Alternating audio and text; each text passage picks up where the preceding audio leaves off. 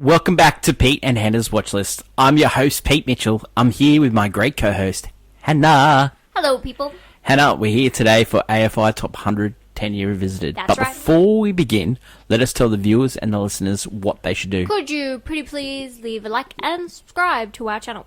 Leave a comment down below your feedback on the show, thoughts, feelings, comments, questions, all that jazz. We want your feedback. We need your feedback. Hit the notification button and you'll get great content like this one, including What's Next, the show where we help you figure out what to watch next, where we did Sinners, Drop, and Warfare. We also did Movie News, special edition. We had to bring it forward because of what happened on Last of Us. You haven't caught up with that? Shocking. Wow. What are we doing with our lives? Shocking. But today is all about AFI Top 100 10-Year Revisited, and it's about Apocalypse Now. Before we begin, Hannah, I would like to say in Australia, it's a Remembrance Day. It is Anzac Day. Yeah. It means the Australian New Zealand Army Corps. Yep.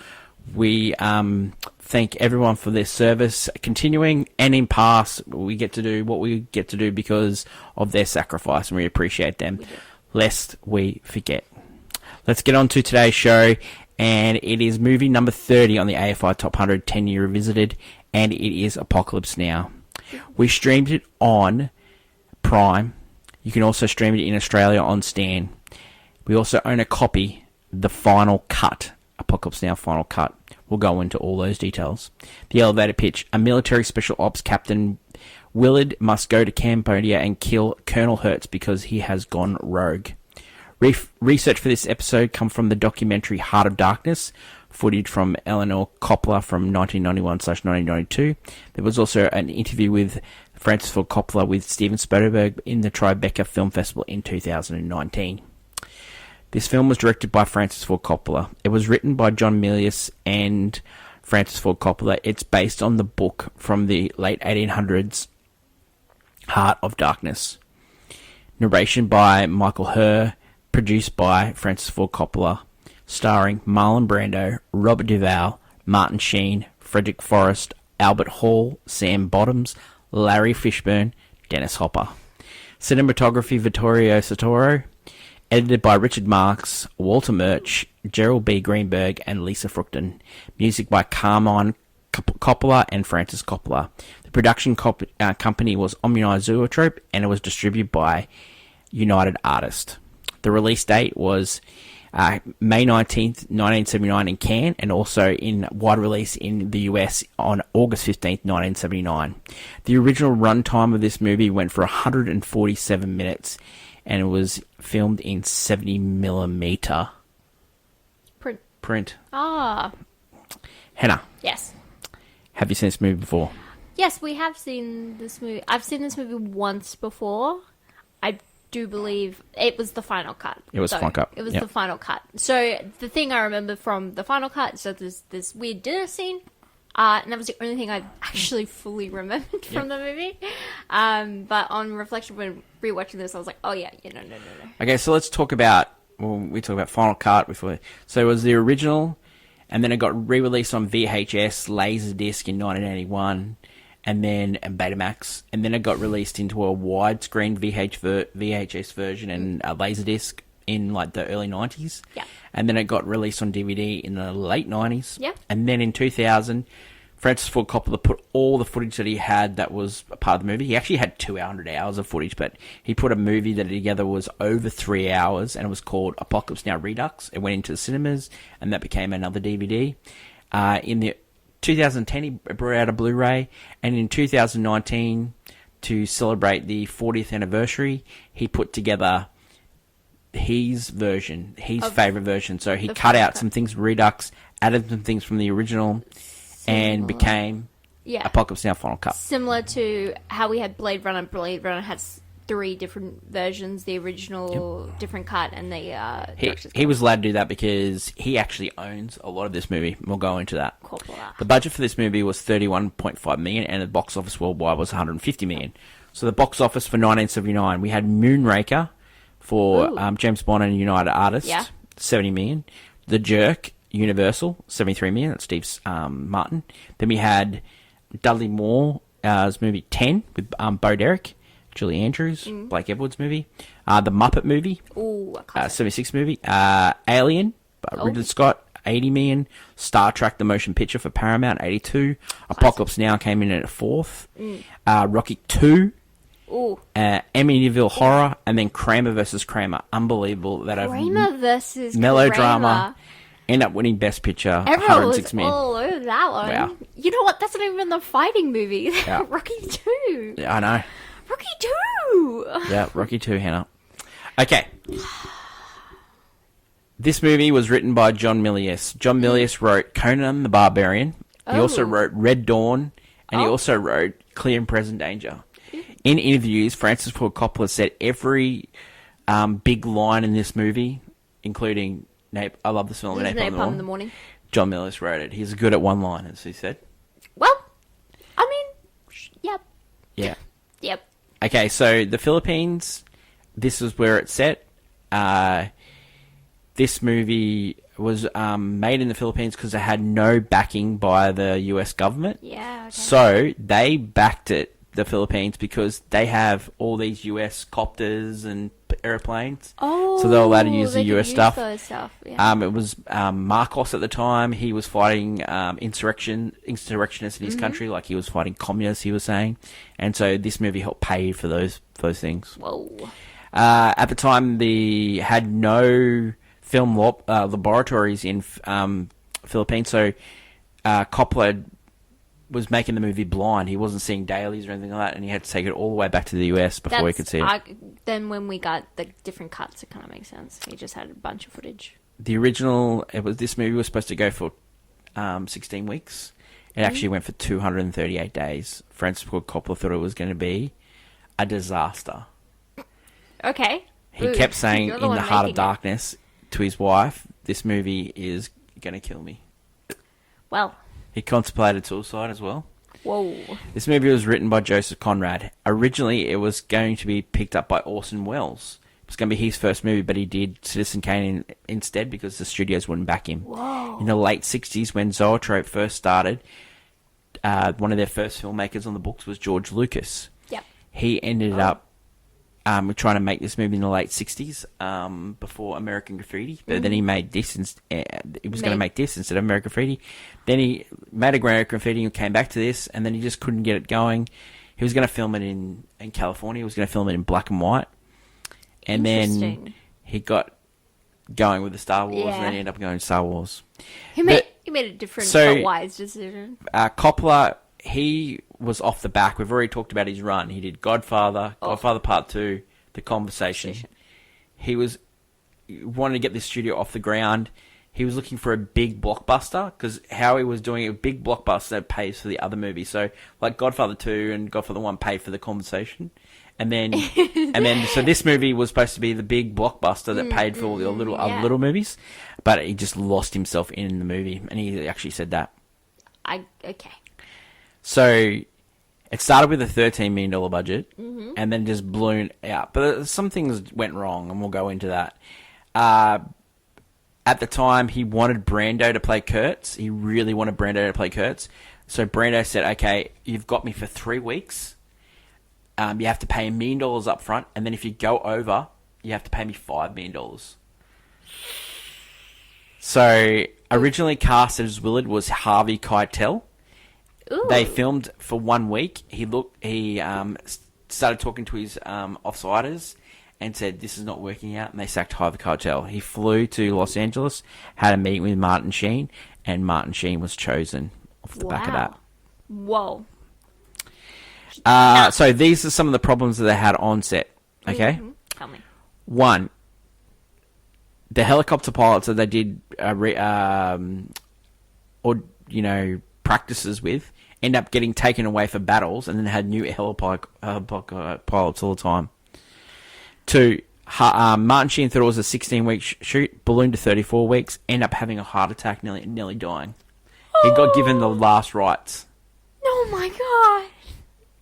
It was going so bad for Coppola, he told his wife and told everyone, the only person that can pronounce Marty dead is me, because he knew they'd take the movie off him if he... He'd start weakening and burning. He ended up not shooting for 3 weeks with Martin Sheen. They shot over the shoulder things. They got his brother from America And he did voiceovers, and he can't tell when Martin Sheen's talking or his brother. Oh my god. Yeah. Well, I guess that works out. Okay, so they knew they were going to struggle without Marty, Yes. right? Well, So they were all leading to the end scene, right? And he didn't like the original script. So the original script, Coppola, okay, tell me. it was a fight. Willard and Kurtz in the end fought together. Oh, fought together, and then after that, he killed Kurtz after that, because Kurtz told him that he had to go die there. Coppola hated that ending, right? So, all the way leading up to the movie, they were struggling. Then, Brando turns up to the set. He's 40 kilograms overweight, so he's obese, right? He wanted to change the script. Coppola and said, okay, we're going to go into the fact that you're overweight, you're going to have mangoes, you're going to have women all over you. And Brando goes, no, I'm not going to do that. And then he goes, okay, what about if you shave your head and we film you from a way away, we do close-ups of your face? He goes, no, that's not going to work. He goes, but in the book, that's what he's like. And he goes, no. Brando went away, actually read the book, because he told Coppola that he had read Heart of Darkness, came back and said, yeah, that'll work. He came back the next day with his head shaved. And didn't even tell him. Just had his head shaved. He was like, yeah. So again, I'll read it. So they were 5 days in, and they hadn't shot anything, right? And remember, he only had 3 weeks. Yeah. So Coppola said, okay, this, because Brando was like, I'm going to get $5 million here. Yeah, he was. Right? He probably was trying to string it. Then Coppola said, no, this is what we're going to do. We're just going to improvise. We're not going to do anything of the script, and we're just going to get you and Willard talking. Okay, so Willard, right? Willard and Coppola, Sheen and Coppola got on pretty well, but the little guy off kilter here was Dennis Hopper. No one liked what Dennis Hopper was bringing.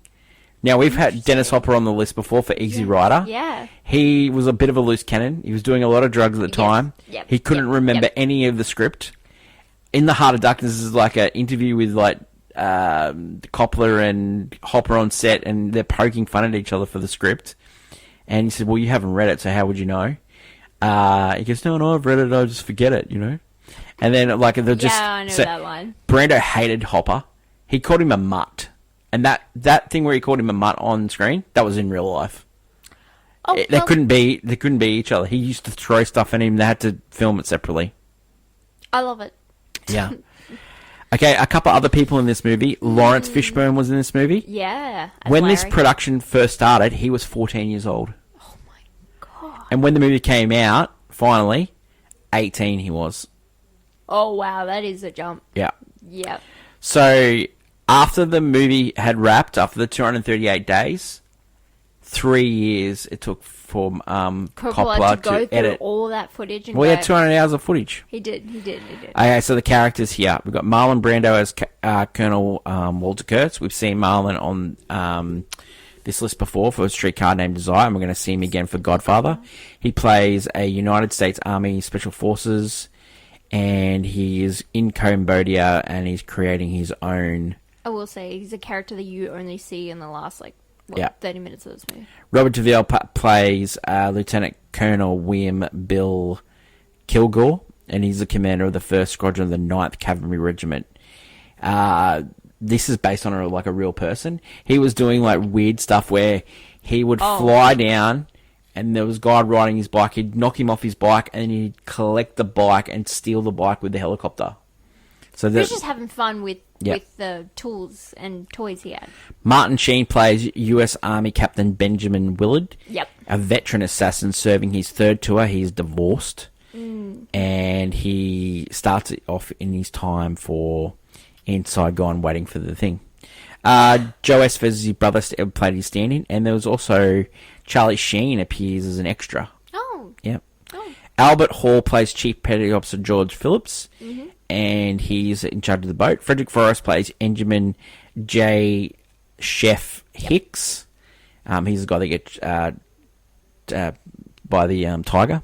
Yep. Sam Bottoms plays the surfer, Lance Johnson. Yes. We've already talked about Larry Fishburne. He plays Mr. Clean. Dennis Hopper plays the photojournalist, based on Sean Flynn. G.D. Sprato, we've seen him played Senator Garrity in Godfather Part 2. Ah, yes. Yeah. The character was named after filmmaker Roger Corman. Oh. Harrison Ford is in this movie. This is he started this before Star Wars, but this was after American Graffiti. Yeah, okay, yeah. Yeah. That's how, because, yep, he filmed it. But Scott Glenn is in this movie as well. He plays the first officer they go to send Kurtz. You got James Keane as Kilroy's gunner, Kerry Russell as Mike from San Diego, Colleen Camp, Cynthia Woodley, Lyndon Bentley as the Playboy Playmates. Yeah. Bill Graham as the agent, and then Ari Emery, which famous character actor. Yep. He was in the drill. He played the drill sergeant in Drill sergeant in. He was Forrest Gump? No, drill sergeant in Stanley Kubrick film Metal Jacket. Oh. Yeah. So he plays one of the pilots. Yes. Okay, Han. Critical response for this movie. Oh, so we all know Marlon Brando, Martin Sheen, West Wing, Wall Street, big things. So we don't really go into Rob Duvall, Godfather. Yeah, of course. Rob Duvall was in Godfather. We all know what Francis Ford Coppola did. Megalopolis, his big hit. Yeah. Critics. Upon its release, Apocalypse Now received polarized reviews. In his original review, Roger Ebert gave the film 4 stars out of 4 and calls Apocalypse Now greatness by not analysing our experience in Vietnam, but by recreating it. Oh, okay. He concluded what's great in the film and what will make it live for years past, speaking to audiences, was what Coppola achieves on the levels of Truffaut was discussing the moments of agony and joy in making cinema. So it was more like the destination than, the journey. Yeah. Los Angeles Times, Charles Chaplin. Charles Chaplin, great work. As a noble use of medium, tireless expression of national anguish. Yep. It towers on everything attempted. Vincent Canby argued that Mr. Coppola himself describes it as operatic. Apocalypse Now is neither a tame poem nor an opera. It's an adventure with delusions of grandeur. Couldn't say it better myself. Delusions of grandeur. This movie was nominated for Best Picture. It was also nominated for Best Director. It was also nominated for Best Supporting Actor for Robert Duvall. It won Best Sound and it won Cinematography. Best Picture that year was Kramer vs. Kramer. Best Director was Robert Benton. Best Actor was Dustin Hoffman. Yeah, for Kramer vs. Kramer. Kramer vs. Kramer. Melvin Douglas for Being There ended up beating Robert Duvall. Harsh. Mickey Rooney got nominated for The Black Stain, which was also produced by Francis Ford Coppola, just like to say. But I was surprised Martin Sheen didn't get nominated. Jack Lemmon for China Syndrome, Al Pacino for Justice for All, Roy Scheider for All That Jazz, and Peter Sellers for Being There, so he didn't get nominated. Reaction for this film recently, we had Rotten Tomatoes 90, Letterboxd 4.4, IMDb 8.4. The documentary Heart of Darkness takes a life of its own. They go into why they added the sacrificial cow into this movie. The weird stuff. Yeah, his wife, Eleanor's, she's strange. She's strange. Yeah. I mean, when you have to deal with something like that, I mean, you would be, no? Yeah. Yeah. There's a great podcast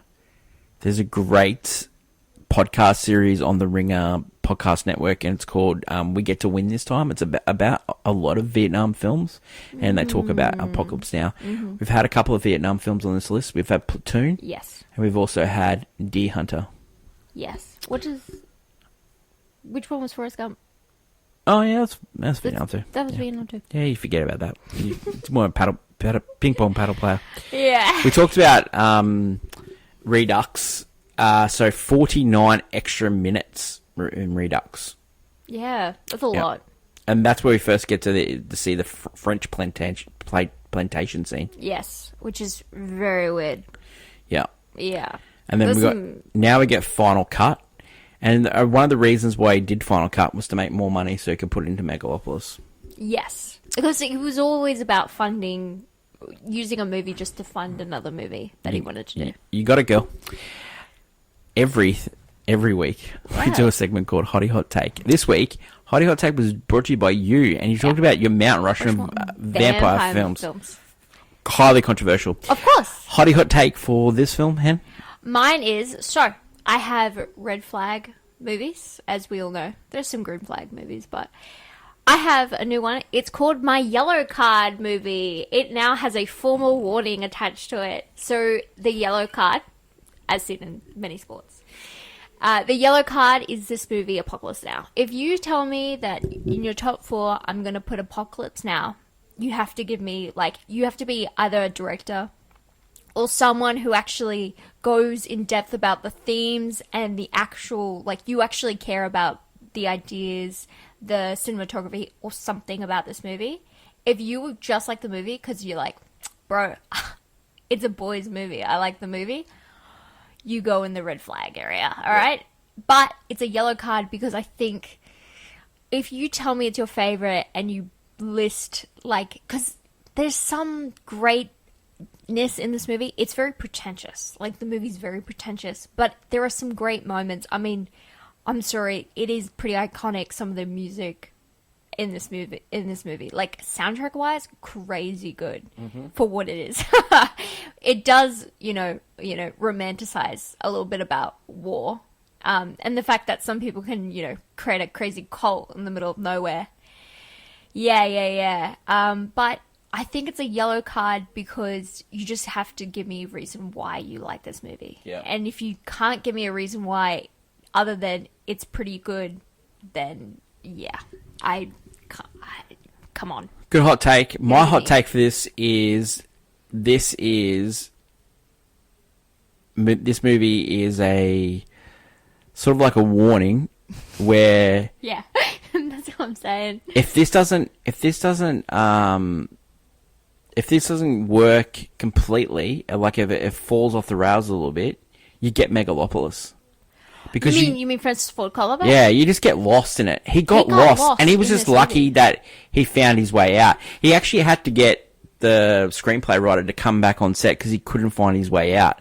They just they had a typhoon, they had rain, they had all these issues. They end up having to rebuild the sets, and he just had so much. He hears voices in his head. Yeah, you're saying 100%, 100%. Yeah. No, you're this right. Movie's because he went off the rails with Megalopolis, and this movie.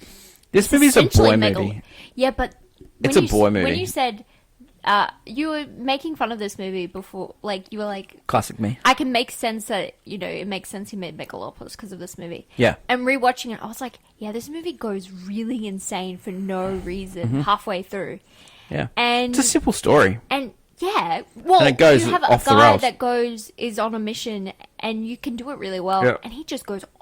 It goes crazy town. I know that war messed up a lot of people. Yeah, but and so I can see why this went this way, but I think the humidity, the typhoons, I think they all got to them. Everyone. Martin Sheen had a heart attack. He was 36 and he had a heart attack. Yeah. Got the last rites. Get that man out of there. When I was a kid, I loved this movie. Yeah, and he had to go back to filming. Yeah. He went back to filming. I think you got to call it at some 3 point. weeks he got given him, and he was complaining about he gave him 3 weeks off. Yeah. And now he said, I wish I wouldn't have said what I said. But at the time, he was saying some nasty things about Martin Sheen. Even though, what are you going to do? The body but can take what I want to so say much. about this movie is, when I was a kid, when I first watched this movie, I thought this movie was fantastic. It was one of my favourite movies. But growing up and you watch cinema, there's a lot better versions of Vietnam movies. I think Platoon's a better movie. This is a boy movie. I could not see someone, I would never put this up high. Even on my, even though I don't love war films, I would never put this up high on my war film list either. Okay, let's go to Pete and Hannah's review, and let's go to scene breakdown first. So we start off with the Doors song, This Is the End. And we get waiting for a mission in Saigon, drunk. This is a scene where he cuts his hand and he thinks the fan on the ceiling's a helicopter. So this early scene of Captain Willard is alone in the hotel room is completely unscripted. Martin Sheen told the camera and the crew just to keep rolling. Sheen was really drunk. He punched the mirror. He didn't even know that he cut himself. He told him to stay away from him. He started sobbing. He started attacking the film director, Francis Ford Coppola. People thought on the set that he was going to kill Coppola. The crew was so disturbed that they wanted to stop shooting, but Sheen wanted the cameras to keep going. At the time, he was fighting a drinking problem and had his own issues. He got caught up in the scene and his own inner struggles that hit the mirror. He believed that continuing the scene would help him face his problems. This was revealed later in the conversation in Martin and Coppola had. A Sheen with an alcohol problem. Yeah. Wow. And drugs. Then we get the meeting where Harrison Ford plays like a nerdy, airborne guy. Yep. He gets old Senator Garrity in here as well. So Colonel Lucas goes, your mission is to proceed up the Nung River in a Navy boat. Pick up Colonel Hurt's path at Nung Bong Bay and follow it along the way. When you find Colonel, infiltrate the team by any means necessary and terminate the Colonel's command. Terminate the Colonel, Willard said.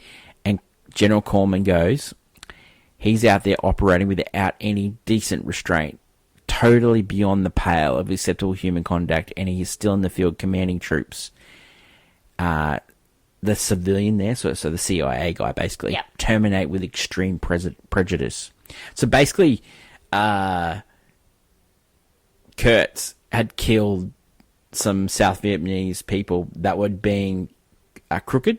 They were being dodgy. They were giving to the Viet Cong. After that, he didn't have any problems after that. So, yeah. Then we get Willard's voiceover, and I was going to the worst place in the world and I didn't even know it yet. Weeks away and 100 miles up the river that is snaked through the wall like a main circuit cable straight to Kurtz. It was no accident I got the caretaker of Colonel Walter Kurtz's memory any more than being back inside Gone was an accident. There's no way to tell this story without telling my own. And if his story is a confession, then so is mine.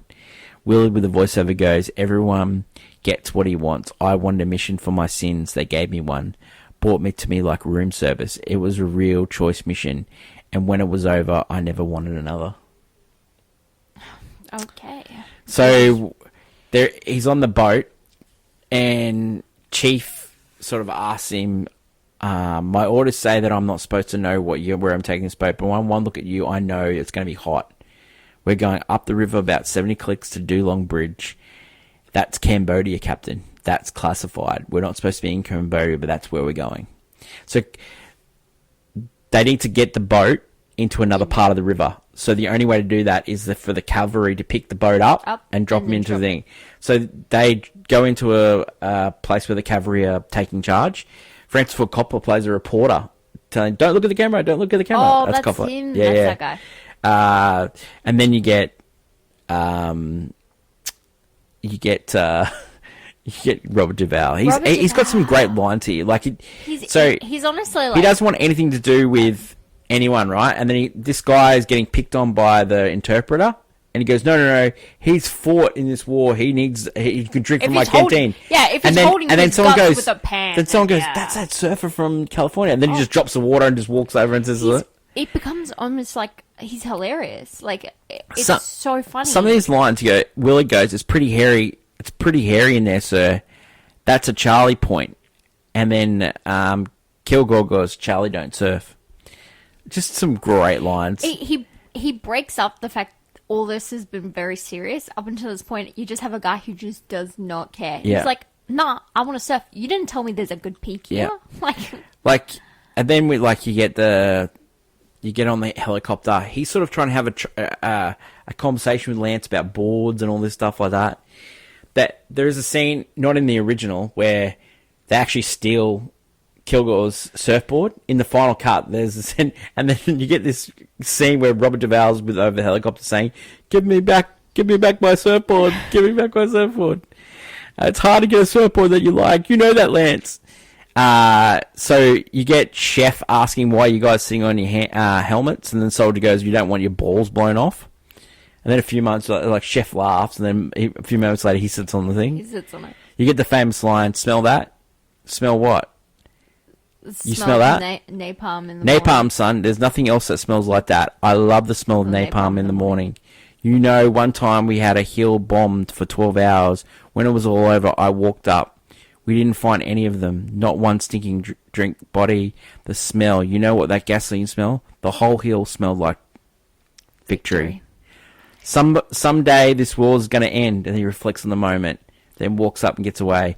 Willard's like, "Man, this guy doesn't want the war to end." Yes, because there was a lot of like that. We've seen it in other movies where they kind of they thrive on the power that they have in this time. Like he can just napalm a bunch of bushes and get a lot of people out. Like, okay, so after the boat goes up a little bit further, you get the tiger scene where Chef and Willard gets chased by a tiger, and they get to say, like, the thing that says, "Never get off the boat." And then Willard's like, "Never get off the boat." And then, so, all the way up the river, Willard's reading the dossier on Kurtz, and, like, Kurtz left a cruisy thing. He was like an advisor to Lyndon Johnson. Yeah. And he left that to become an airborne, because he didn't want to be a general. He wanted to stay colonel. Yeah, he made it happen. At 38, he became an airborne guy. Yeah. Unbelievable. And then he had views on the war that he said you had too many people over there. They shouldn't have had conscripts. You needed to have people that really wanted to be there and wanted to win the war, and then they could win the war. Because there's no... Charlie gets no concerts with Playboy bunnies and all that stuff like that. You know, they're there. He's like the rice and beans. Yeah. And rat meat. That was the thing that gets... Rice and rat meat. Okay, so here's a couple of scenes, quick, smart. They get the boat scene where they pick up the dog, and that's harrowing. The dog? You get the next scene is Clean gets killed after listening from a tape from his mum. That was actually Lawrence Fishburne's mum in real life on that tape. That's so sad, though. Because it plays as it still plays while he's in dead. Final Cut. That's when they go to the French plantation. That is a weird scene. That is huge. That one scarred me. I was like, I don't want to rewatch this movie because I hate that scene. Then they're going down, and then Chief gets killed by an arrow, and then he tries to kill Willard with the arrow. This is the way. Like, it's a spear, and then he tries to impale him. It's so I mean, honestly, if you're gonna your final moments, take someone else. So Chef takes over and says, "Okay, we're going to go to Cambodia. We're going to get this done." Meanwhile, Lance, he's like dropping acid, and you know, in real life, Sam Bottoms was dropping acid. He was doing marijuana. He was doing speed. I mean, he was doing it all. He was doing it all. Yeah. On set, he was doing this. So they finally way to get through. So they finally get to Cambodia. The company has lost its leader. They get to Cambodia. William meets the photographer, which is played by Dennis Hopper. Willard gets captured, and then he's getting held. He's completely in mud and everything like that. And then Kurtz brings the head of Chef. He needed to do it because Chef was going to call in an airstrike to take them all out. But also the thing with the putting him in mud and stuff. It was like he was trying to basically demask him, from any sort of the only man that's supposed to have power here. There's only one guy that's supposed to have power. He tests them all. Yeah, he tests because he has this cult. Because he's already got one guy to turn, but he figures out Willard. You know, he's worthy of taking him out. He's got it's like a cult, and he's like a dictator. It's pretty scary stuff. So Marlon Brando, as we said before, improvised a lot of the Kurtz dialogue. There's including an 18-minute speech. Yep. 2 minutes, which survived the final cut. According to Peter Manso, Mead Roberts, the screenwriter for The Fugitive, he did the entire monologue from that movie. Wow. And said it was, while someone was incoherent, most of it was brilliant. At the end of the speech, Brando reportedly said to Francis Ford Coppola, "Francis, I've gone as far as I can go. If you need more, you can get another actor." I've done... this is when Coppola's calling Hopper a mutt and all this. You have like pretentious Yeah. So rando. He's basically, Willard's been told by Kurtz in no uncertain terms, "You're going to kill me, and then you're going to go and tell my son what I died for. Don't tell any lies." You get the famous scene of Willard coming out of the water, which that is so cool. It is by far. That is great. By far one of the cool. Like it's this really movie cool. has got some of that's what it looks like right there. The final cut has some of the coolest moments. I will say, like there are some cool shots like that. Him coming out. Yeah. I mean, it's. Yeah. And then while Iconic. Willard goes up to take out Kurtz, Yeah. you get the animal sacrifice. Yeah. I don't know why that had to be in the movie. I really don't. I mean, we understand Like there's an a cult actual full animal sacrifice. There's a cult. Yeah. I don't need to see the sacrifice. So he takes out Kurtz. It's weird. Then the Doors music plays again. Ooh. And then all the people are sort of bowing down to Willard because, he's taking out their leader. He's taken out. He takes the surfer, Lance, and then that's the end of the movie. Yeah. They kind of, he's done his job and now he leaves. But he's forever scarred and haunted by what he... Because as you watch this entire movie, he is completely wondering why someone like this is decorated. Like, if he did turn, like, maybe he had a reason. And, like... Yeah, he got disillusioned. Yeah, and then you meet him, and he's like... Well, he tells that story about the kids that get inoculated. Mate, and all the kids get taken off. This movie makes you just second guess why you're even watching it sometimes. Yeah. Honestly, you're like watching it. It's a good time to say reasons too. Reasons to look. It's one you got to tick off the list. It feels like, you can understand why it's on this list in the first place because there are just some moments. Oh, when they redo this list, this is going to be higher. You know what critics are like. It shouldn't be higher, but it should be on the list. They're going to do that. Reasons not to. Reasons not to. This movie goes absolutely insane, like bat crazy. Like we're talking like, second guessing. This movie, I find that it does glorify war. Like if you're just looking at surface level and you're watching a movie like this, it glorifies war a lot because it does make it cool. Like the boys look cool when they're all, when the flight of the Valkyries, picks up and they're all in helicopters and then they go and then they just napalm a bunch of stuff and they're just surfing. I see that bit. That's cool. I see that bit. The boys are hanging out. That whole boat trip, that's not cool. No, I wouldn't have done. That's the horrors of war. But then you can be Marlon Brando and then take over a whole cult in Cambodia. I'm with Chef. No, it sucks. I'm with Chef. Like he didn't want to be there, especially after the tiger. That was the breaking point. Everyone's up. So you've already said this deserves on the list. Does it deserve to be higher? No, I feel like honestly, when I was watching this, my biggest thing about the war movies on this list has been Saving Private Ryan. Maybe shouldn't be on this list because I just find that it's your boy. Yeah, I love Spielberg. But however, it's very wishy-washy, and the two really amazing, like the first scene and the last scene. Hannah, when they redo this movie, there's no way there's going to be this many Vietnam movies. Here's where I'm thinking. This swapped spots with Saving Private Ryan. Do you know how much of a modern generation loves Saving Private Ryan over I just don't think you find Platoon, Deer Hunter, and this all on the same list. I think if it gets redone, Platoon makes it off, even though Platoon probably deserves to be on it more than Apocalypse Now. I know what you're saying. Deer Hunter is the same thing as this movie where it just goes crazy, but it deals with more so an aftermath of war and its effects and is crazy the whole way through. Movie... I think Deer Hunter is a lot better than this movie. Especially just because the strong real acting. Yeah. I whereas it's not that Munchin's bad in this movie. Yeah. It's just that he's getting, he's doing really well, and then he doesn't really work off anyone. Because even when he gets to Marlon Brando's doing his own thing. Yeah. You're basically watching a shadowed ghost. Yeah. So I find that, this movie is very talentedly made and so interesting, but I don't know if it's like a brilliant film. No. Like it loses itself while you're watching it, and then you're questioning. I'm questioning why I'm there. Would you buy it on Blu-ray? I mean, we already have a copy. We already have a copy. Yeah, we should get the 4K though. Oh yeah. Should get the 4K. Would you watch this again?